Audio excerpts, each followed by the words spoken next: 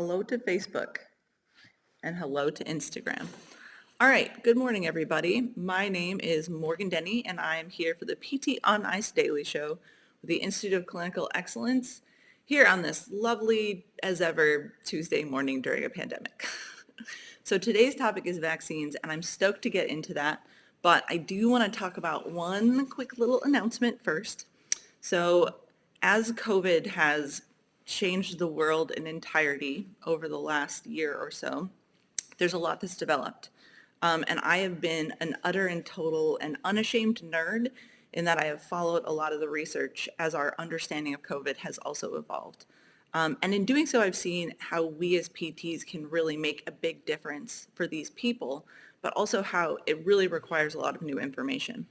So I've compiled a lot of this research and a lot of my experience in working with these patients, and I am very stoked to announce that ICE is launching the management of the post-COVID patient on February 7th.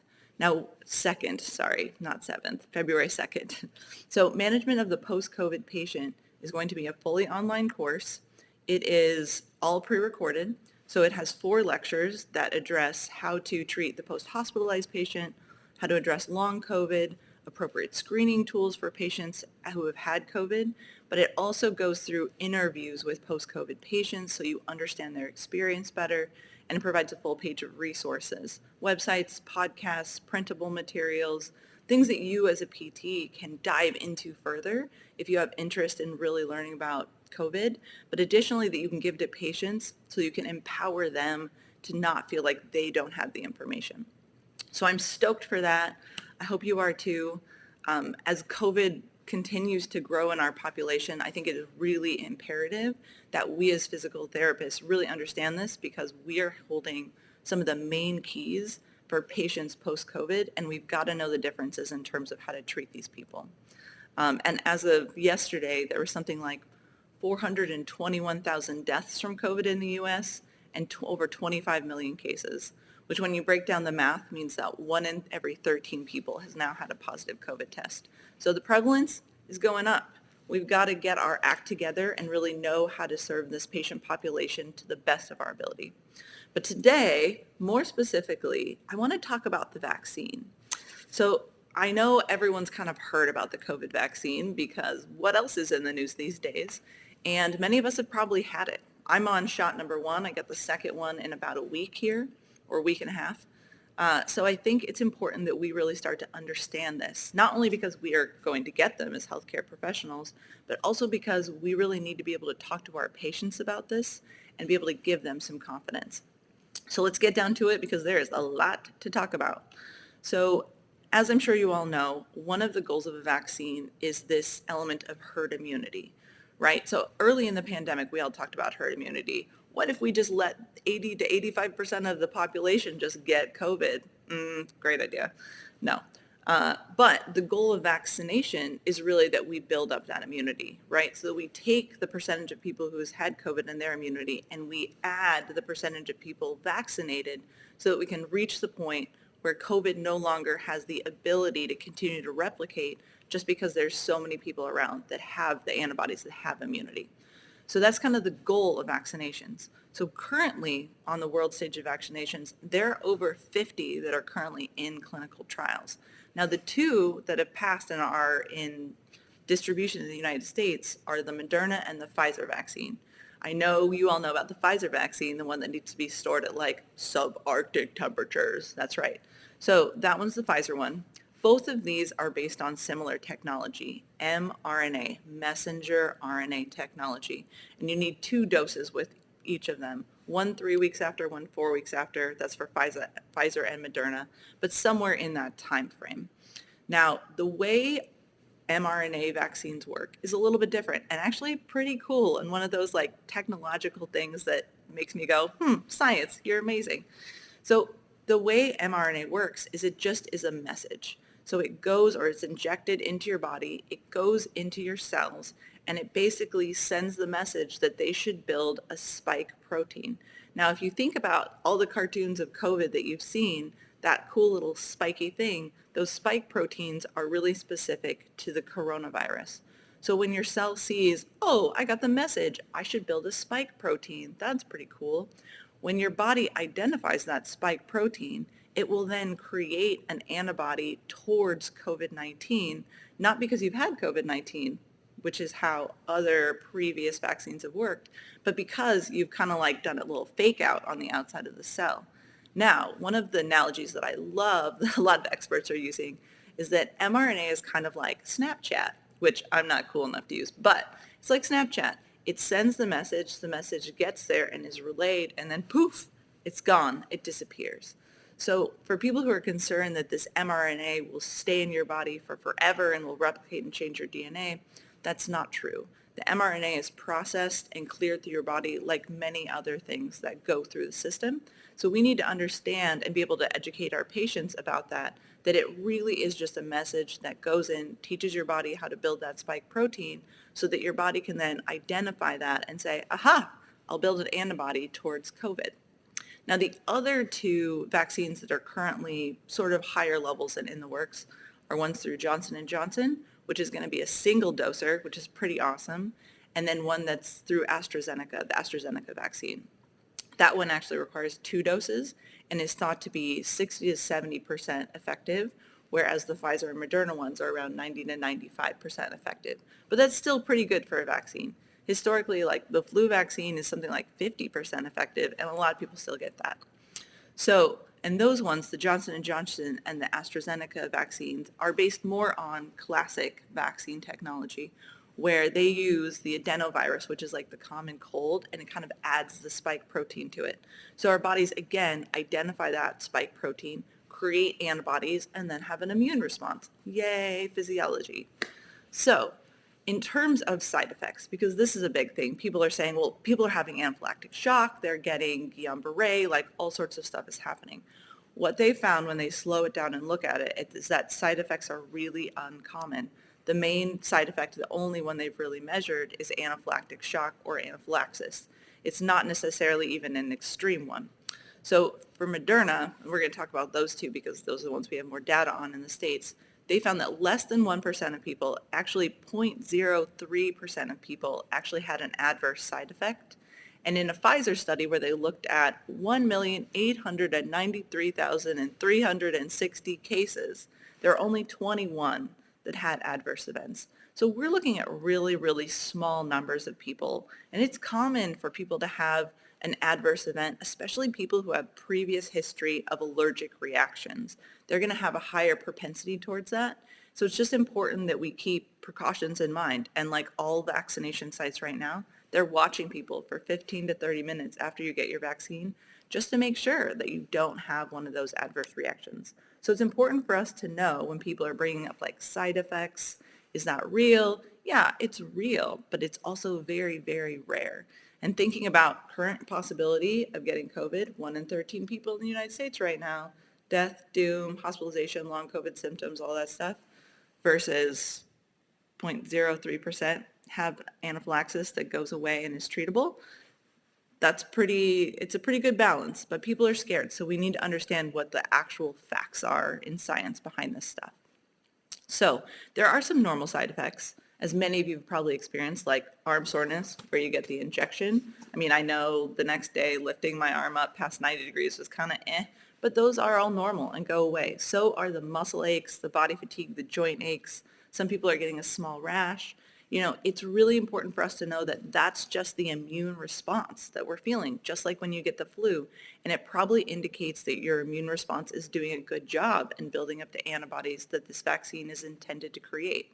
So don't necessarily think about that as a bad thing. And if we educate our patients that that's the expectation, they're also less likely to see that in a negative light. Now, there are some special populations that we need to talk about. Numero uno, pregnant women and breastfeeding women. There are some preliminary studies that are coming out, but obviously we've never used an mRNA vaccine before, so we don't know with 100% certainty all that stuff. But current experts say it shouldn't affect pregnant women in any negative sense or women who are breastfeeding. Also, recently studies have come out looking at childbirth, if you either are or are not infected with COVID, And they found that for pregnant women, well, no longer pregnant women, during childbirth, there were more adverse events, more preeclampsia if you had COVID than if you didn't. Additionally, if you're pregnant and you get COVID, you're actually twice as likely to need to be hospitalized than if you weren't. So if you think about that, kind of the risks involved with childbirth and COVID, or the risks involved of needing to go to the hospital if you're pregnant and have COVID, the lesser risk might be in the unknown of getting vaccinated. And when I say unknown, it's not that we don't have theories. It's not that science hasn't postulated, and also that all epidemiologists are saying, like, this is safe. We advise pregnant women to get vaccinated. It's just that we don't have any data. Hasn't been around long enough. We don't know. So that timeline is kind of out. But what the CDC encourages is that all pregnant women talk with their primary care provider about any risks and benefits and kind of make their own decision about whether it's right for them in the moment. Now, another special population are children, right? So we've heard about like our school's super spreaders, our kids like the silent ones, all that kind of stuff. So should kids get vaccinated? So the current recommendation is no, children shouldn't be vaccinated. And the reasoning is this: kids in general are having such a mild response to COVID and not having any kind of severity with a COVID infection. So it's probably less important to get them vaccinated now. Now, when we have vaccines for everybody and they're just, flowing like rivers of magic down the streets, maybe then we'll talk about vaccinating kids. But currently, we're not actually at a place where the CDC advises vaccinating children. So again, that'll probably be a discussion that is revisited in the fall or in the winter or whenever we get there. But currently, we're not there. We're at a point where we're saying, no, children are not a high priority in the vaccination standpoint. Okay, so let's see. Oh, next question. Sorry, I got lost because this list is too long. Should people who have had COVID get vaccinated? Yes. Current recommendation is they should. Because we know that you can get reinfected after having had COVID, it's important to get vaccinated even if you've already had a COVID infection. But the current recommendation also says that people should wait about 90 days, particularly if they were treated with monoclonal antibodies or convalescent plasma during their COVID infection. So some things to keep in mind there. So if someone has had COVID and they're saying, like, I've already had it, I don't need to get the vaccination, that's actually not true. And what the CDC advises is that those people get vaccinated when it's their turn in the line, in the priority, in however your state is rolling out vaccinations, and not hold back just because they've had COVID previously. Next one, and this I think is the biggest question currently. Once you're vaccinated, fully vaccinated, 2 shots down, 2 weeks past, all those things, can you still spread COVID? The jury is still out on this one. And I'm going to tell you what the current research I found said, or says. It did say it, I guess it's post tense. Anyway, so there was a recent study that kind of looked at a lot of healthcare workers who had had COVID. And they were only able to look 5 months down the line because, timeline with COVID is short. But what they saw is that people who were previously infected had a very low propensity for getting infected down the road within 5 months. Very, very, very low. Some reinfection, but super rare. What they did find is that those people could still be carriers of COVID, so still could spread it, still had high viral loads in their nasal cavity. So that's kind of a because those people who had had COVID had built up antibodies in a natural physiologic way, but they could still spread it. So that, in my mind, is a point in the category of people who have been vaccinated can still spread COVID. There's also another study that came out in the last couple weeks or so that looked at how is COVID spread, and what they found is that about 50% of COVID spread is actually from asymptomatic or pre-symptomatic cases. So important that we keep that in mind, because when you get the COVID vaccine, it doesn't necessarily prevent you from getting COVID in your body. It's not like this outer shield bubble that COVID just bounces off of, although that would be freaking cool. But basically, it prevents your body from having a severe reaction, right? So your antibodies actually can react. That immune response wakes up faster so that your body doesn't go into the kind of patterns that we've seen in the hospitalized patient with COVID. But it doesn't necessarily mean you can't get it. So what we don't know yet is if you get a very mild response, does that mean that you still could be spreading the viral particles through your upper respiratory system? We don't know. Now, even though that's some of the research that's coming out, a lot of the epidemiologists, including my personal COVID heartthrob, Michael Osterholm, if you're listening, from CIDRAP, he actually says, and many others also say, that they're really hopeful that if you're vaccinated, you actually will have a very low chance or no chance of spreading COVID.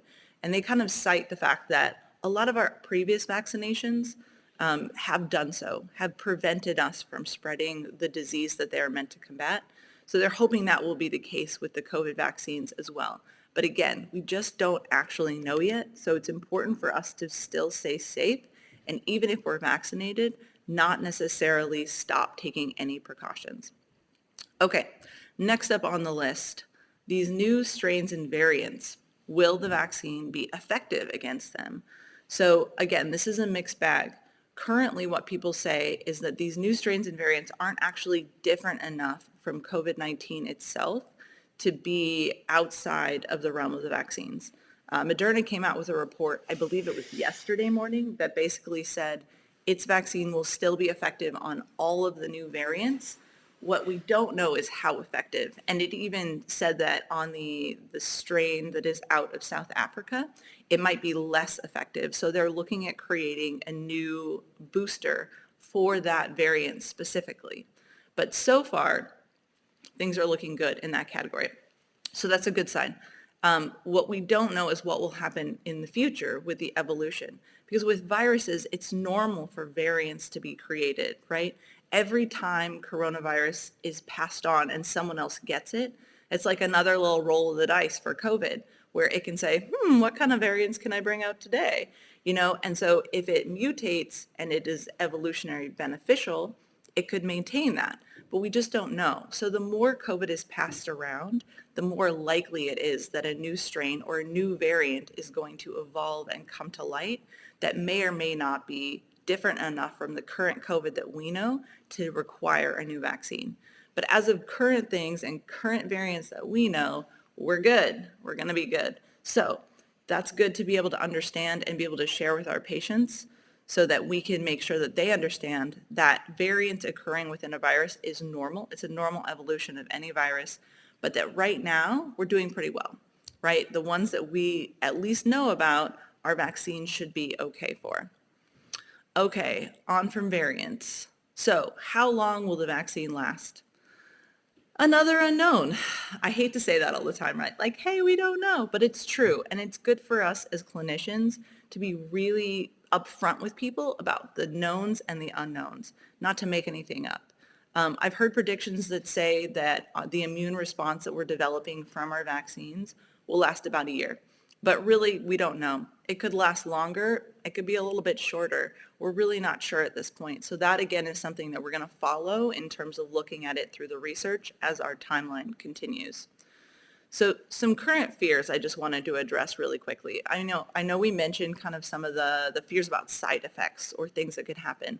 But a lot of current fears that people are reporting are that this vaccine was created too quickly. Totally understand that it was fast.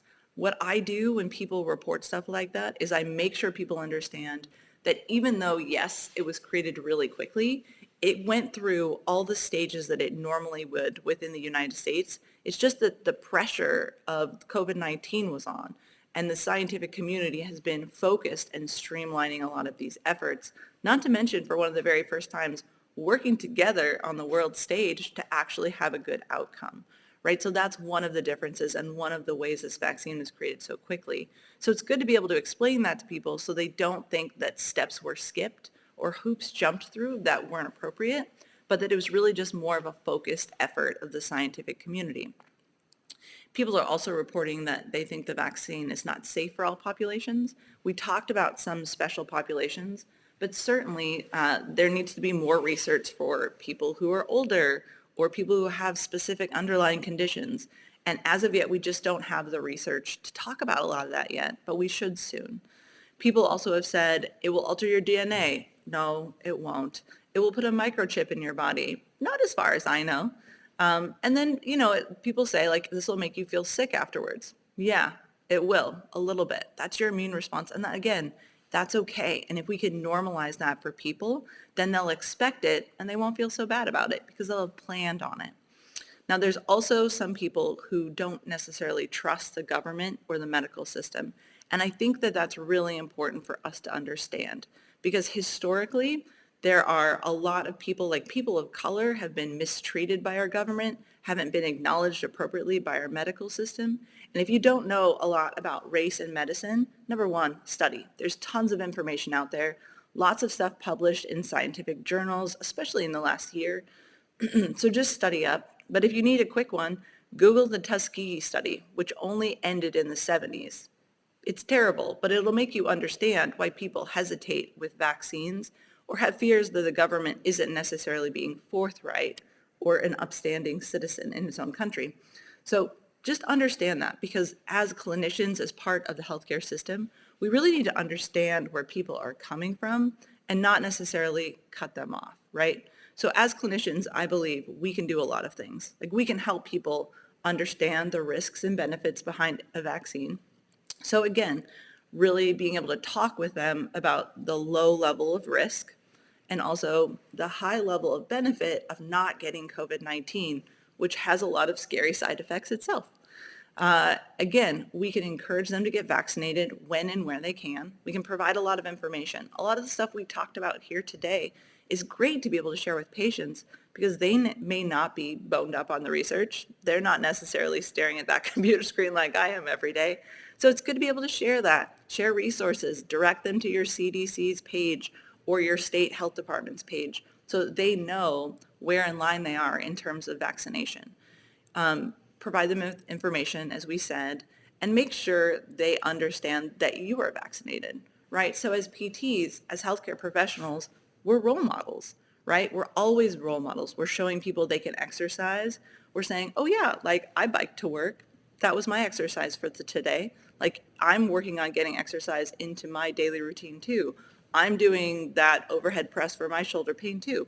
We're always role modeling things within our conversations with patients. This is just another one.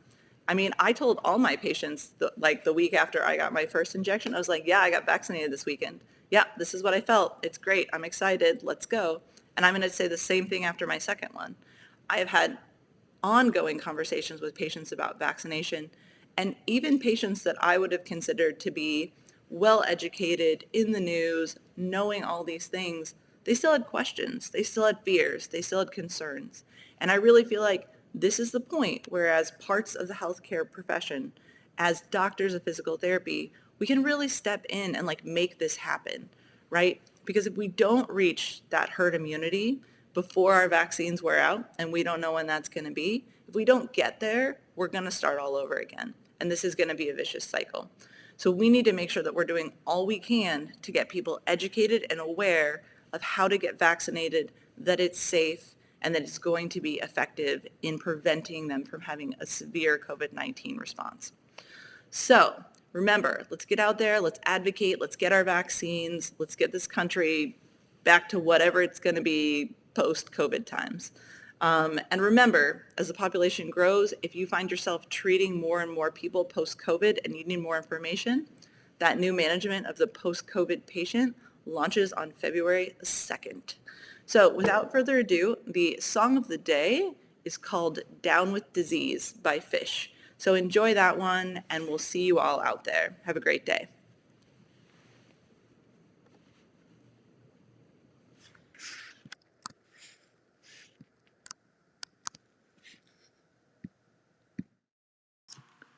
Hey, thanks for tuning in to the PT on Ice Daily Show. If you enjoyed this content, head on over to iTunes and leave us a review. And be sure to check us out on Facebook and Instagram at the Institute of Clinical Excellence. If you're interested in getting plugged into more ICE content on a weekly basis while earning CEUs from home, check out our virtual ICE online mentorship program at ptonice.com. While you're there, sign up for our Hump Day Hustling newsletter for a free email every Wednesday morning with our top 5 research articles and social media posts that we think are worth reading.